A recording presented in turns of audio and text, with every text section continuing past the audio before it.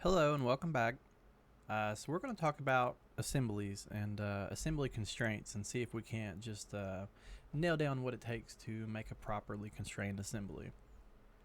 So this is just a handrail column. I've actually already constrained it, and just to show some of the stuff you can do, I used a lot of joints in combination with constraints, and I have a part that you can see I've got it positioned where it can be exploded.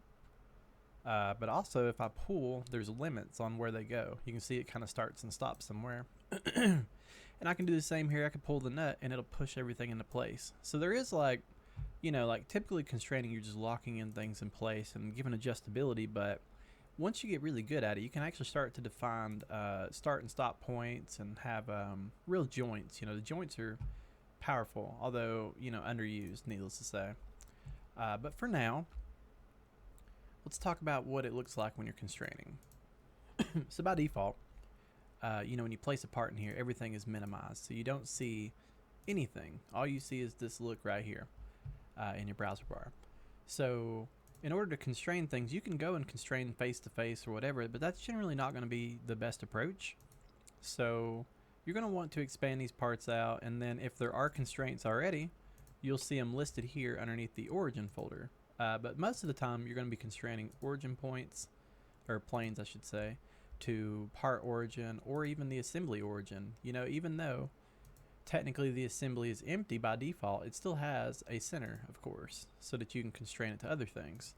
So, yeah, I'm going to go through and expand these, and if you notice, I do have this thing fully constrained, basically.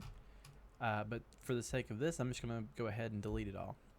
The quickest way to do that is to go to the relationships folder. In here, you can see every constraint in one spot, every constraint in the assembly. So now, if I pull on something, it all moves freely. So, the first approach you want to take whenever you're doing an assembly, place in your parts however you want to. You could do like a copy paste kind of deal, or you could go and do a place and then navigate to the part and just open it. In this case, I could do something like this. I chose a huge file, of course, but I could just click and place it in here. So there's different ways to go about it. And stuff like this, I have a video on it, but you would just do place from content center. These are standard parts that you don't have to bother making. Really, only made these two parts in this whole assembly. So take that for what you will. But once you got everything in there, you're going to want to define something. Just like I've talked about in parts, you always want to fully constrain everything, right? Well, the same could be said for the assembly. When you're done, nothing should move unless it's supposed to move in the design intent. So the first thing I'm going to do is constrain the column to the origin of the assembly. Now you would probably think you would probably constrain everything in reference to the assembly's origin, but we're not going to. And the reason for that is, say I made this column, but then the scope of this assembly changed, and I decided this column is going to have some more components in it. Well, it may no longer be the center of the attention for the assembly. It may move off to the side, at which point you would have to delete every constraint. But if you only constrain one part to that origin, then this part controls the location for the entire assembly, and you can easily delete those three constraints and move it off to the area you need it to move to. So yeah, we're going to try to keep that approach always, just moving one part to the origin and then never constrain to the assembly origin again. So another thing before we start constraining, when you model something up, the position you model it in matters too, because obviously if you're looking at your origins, you want your planes to be easy to work with. So if you're going to model something with the intention for this to be the front face, it needs to be. So when you're going to constraining, you can easily find that same front face plane. So for me, I think most of my parts, you can look in the XY plane should actually be the front. Now, when you get to these content center parts, it's kind of a little bit everywhere. But the reason that I like to stress the planes and which way you're drawing apart is because if you've got it set up right, when you do this constraint to the column, it should just be a simple flush constraint. So like when you have these options here, you have mate, angle, tangent, insert, and symmetry. Okay. There's other tabs, but you're probably not going to really need to mess with those. In all honesty, I've probably done that like once. We'll talk about that down the road in a later video. But the general idea is you're going to choose one of these settings. You'll have some selection boxes to choose whatever inputs you need. You know, I could do like an insert and choose this edge, and so on. Then you have these solution sets that help you determine an orientation. It's kind of like when you're doing an extrusion, you have the option to choose one way or the other or both. Well, this is to constrain two things together with one direction or the other two. You can kind of tell here we have the two faces butting to each other, whereas these two are aligned to each other. So you know, that's a general premise between all of these, is just that, you know. Now some of them you have a value you can put into, so you know, I could do like these two beside each other perfectly, but then say that they're 2 inches, you know, offset from each other face to face or something like that. It gives you the control to edit things how you need to. But so for now, because I've drawn this column the way that it should be, I should be able to just go in and make sure that flush is enabled, and I should be able to just generically click each of these, hit apply, and I'm just going to do all 3 plane directions. And now if you notice up here, whenever I hit apply, it then shows a plus by the origin plane. Basically that shows that you have a constraint in there. So if you're wondering which one you're missing, just look for the plus sign, which one doesn't have it. And let's see, it was this direction, so I should be able to do this. Now a lot of times if you haven't modeled it like I have, you may have to switch to mate instead. And the way you can tell is when you hit apply, you'll get this error, and that's how you know, I've screwed up. So if you get that, just hit edit and then just change the solution set, and that should be enough to fix it. Now instead of hitting apply, I could hit OK, and that would close the dialog box. So I'm gonna go ahead and do that this time. So before we go any further, the thing you want to do is grab that part and just tug on it, just like you would in a sketch on sketch geometry. Just click and pull, make sure it doesn't move. So assuming it's done that, the next thing, we can start constraining this column to other parts. Now if you had a lot of parts, you know, you may have a clear direction, like in my case I'm going to constrain the cap to the column, then I'm going to constrain this bolt or screw to the column, but then I'm going to constrain these 2 nuts to the screw, because, you know, obviously these 2 should stay with this part always. And if you have a lot of parts in there, you may find that you're going to constrain certain things to certain things, and then those things may constrain to the base part, which is what I'm going to call the column here, is that base part. So anyway, you know, from here you have a few options on how you want to constrain. If you want to be quick about it or not, you can just go through and select all your planes and turn on the visibility. It makes it a little easier to constrain. Or you can just go through and navigate each time to here, but that's kind of a pain. Just remember, if you're doing the plane visibility, to turn them back off, the visibility later. So right off the bat, you can kind of see, you know, like by default mate doesn't work, so we need to do a flush, you know. And now you can see we've got plane to plane. I can go ahead and hit OK, and the reason I'm going to hit OK is to kind of show you what's going on here. So we need to locate parts in reference to all 3 directions. So it needs to not be able to move along this direction of that plane, or this direction, or move up and down. So when I did this one, I basically said that they are aligned on the center. So now it'll move up, or from where we are, kind of like left and right. It's hard to tell, but from this view you can see it's way over here now. Now, you know, the problem with constraints is you see like this, now it's way out here. So you have to be really careful when you're tugging. It's best to not constrain and pull, but just like constrain it, give it a little tug, just see where you're at, see what's going on, and if you really screw up where it's at, just undo. So now with a part like this, you know, because we have that area of movement, you kind of have to diagnose where it should be. So we know in this case that you have a hole here, and these bolts, the bolt goes through them. So I can just go ahead and do a axis constraint. Now what this is where I'm choosing an axis to touch another axis, and they will stay collinear in relation to that axis. Now technically this is considered a, you know, a joint at that point, but you really can't help that. That's kind of new to the newer versions of Inventor. But you know, maybe I should go back and reference to constraints themselves. So I mentioned this one is face to face. This one is angle. It allows you to choose reference points and apply a angle between two faces, essentially.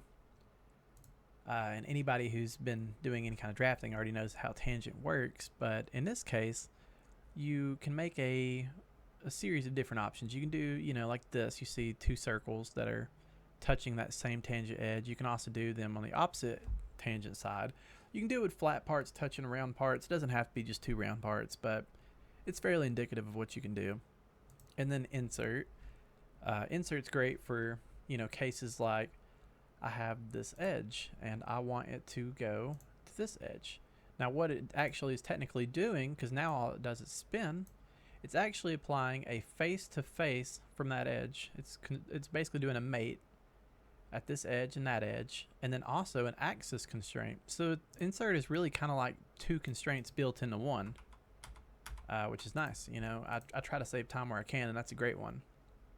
And then the last is symmetry. Now symmetry, it's a little trickier. You know, you have to get really used to modeling symmetric parts for one, but say you had, you know, a part that was uniform in shape and you had two that were going to go on the outside. You could constrain two faces and a center plane, kind of like you see here. They're doing face, face, and center plane, and it'll make it where they shift the same distance from that center plane each. Or you can do it the opposite direction as well. But symmetry is a pretty good tool.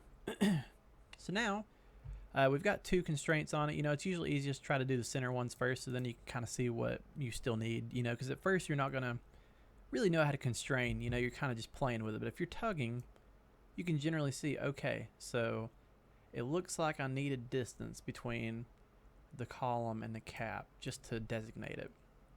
And for the sake of this, I'm not going to worry about constraints using joints. So we're just going to make them mate to each other, just a perfect butt up to it. So now, you know, if we go and look, we've got 1, 2, 3 constraints. And that's the cool part. If you don't remember what you've done, you can just click on a constraint or hover, and you can actually see, you know, what you've done. So you can always backtrack, because odds are you're going to lose some attention at some point, or jump over to another part and, you know, have to go back and rehash it. So you can either tug it and look, or, you know, just go through there. But once you've got it where it doesn't move as well, just jump on to the next part. Now I'm going to turn the plane visibilities back off, because I don't think we're going to need those anymore. And I think it's a good idea to, you know, be really cautious with how you use the browser. It gets full so quick. So when I'm done with something, I'll minimize it. So let's just close the cap out. And let's expand the cap screw. Now, I mentioned that insert, so let's use it. You know, it's great. And I can kind of show you a little bit about how it can flip. So with a screw like this, you know, you've got like this little round portion, but I tend to grab the edge of that fillet, which is, you know, where the head ends. And we can just select this other edge. And now, just like that, we've got it locked in 2 of the 3 directions we need. Now, technically, if I hit this button, what do you think it'll do? It's going to flip to the other side. So now, as you can see, it's intersecting, clearly. Thank God Inventor's really good about giving you some context that you're messing up. But it does allow you to quickly change orientation. You know, these solution sets are pretty great. And even if, for whatever reason, you know, I wanted to make it exploded, I could type in, oh, this is metric. I could type in like 100, and it would be constrained in position right here. But I'm going to put it back at 0. And I'm going to hit apply. We're going to do the same thing over here. Now, you know, these are kind of hard to tell, but the same deal. You're going to want to get this outside edge. I guess you can get this one too, but see, it's not a complete circle. So it just kind of looks bad. So I'd avoid it. Let's grab that chamfer edge, and let's grab the end of the bolt. And then in this case, it constrains to the wrong edge. But you know what? Actually, I goofed. We're gonna do it to this end. So now we've got that. And then from here, you know, you can keep jumping and grabbing the first set every time. What I tend to do is the first selection, I do the item I'm constraining to something. So it'll be like the thing to constrain, and then the second section will be to the base part that is the control. So in this case, I'm going to do this to the end of the nut And there we go. Now technically, if I were to just cancel that, instead of going and jumping to the first one, say you're already setting over here, you know, in this general area, I could just click solution set 2 and then go back over here to this other one and choose the other item. Sometimes you'll find that you end up wasting a lot of time if you don't, you know, constrain something when you're near it, because you may have a very large assembly. So knowing you can choose at what point to put in a selection is always nice. So you may be thinking, well, that's cool, but this isn't fully constrained. It's not. In case you forgot, insert only does 2 directions. So now it spins freely. And of course the same with these guys. So we just need to go back. And this one, you know, it's kind of, I guess, still up in the air about the preferred way. I prefer by far to do angles. You know, some people, they're really adamant about, you know, I'm going to turn these planes on real quick. I'm going to do just one plane now. And if you notice, there's actually a little shortcut for that. We can just hit Alt V. Let's see. So we need to turn on all of them.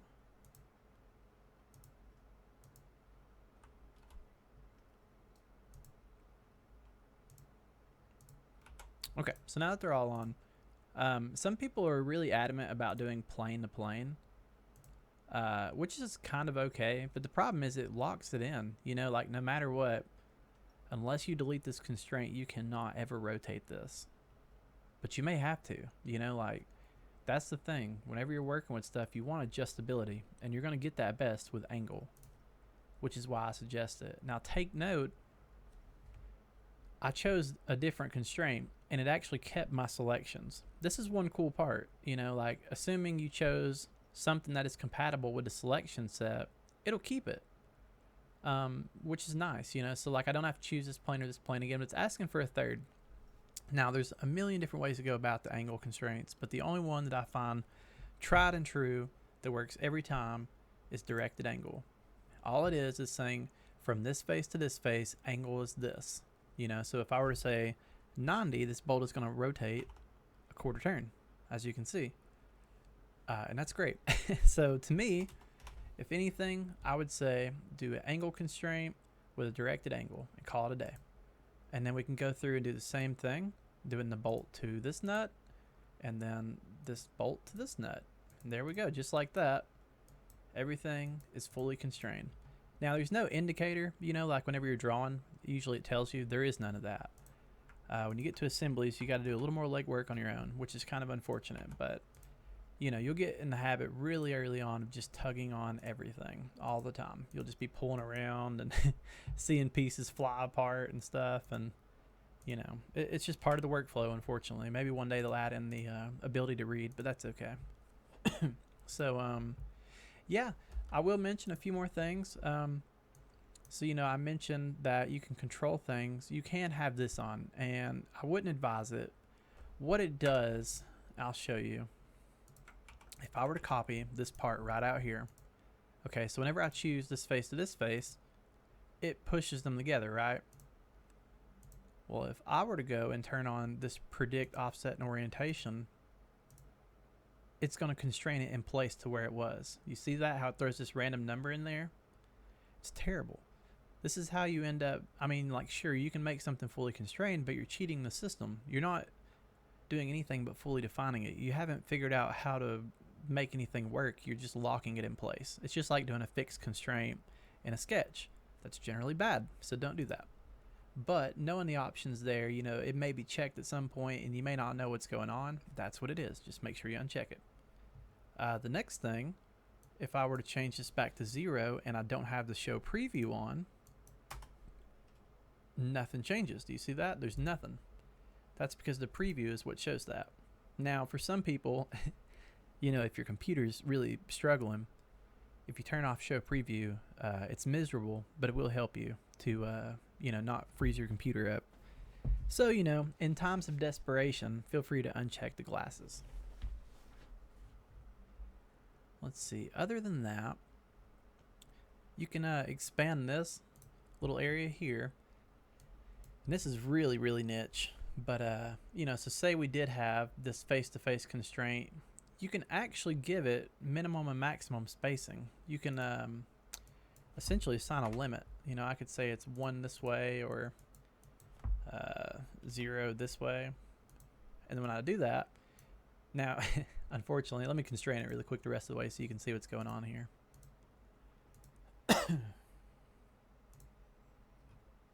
Okay, so we'll just do this face to this face.